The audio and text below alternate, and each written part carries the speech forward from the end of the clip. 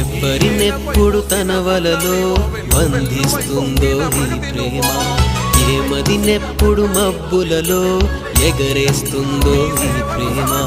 అర్థం కాని పుస్తకమే అయినా గాని ప్రేమ, జీవిత పరమార్థం తానే అనిపిస్తుంది ఈ ప్రేమ.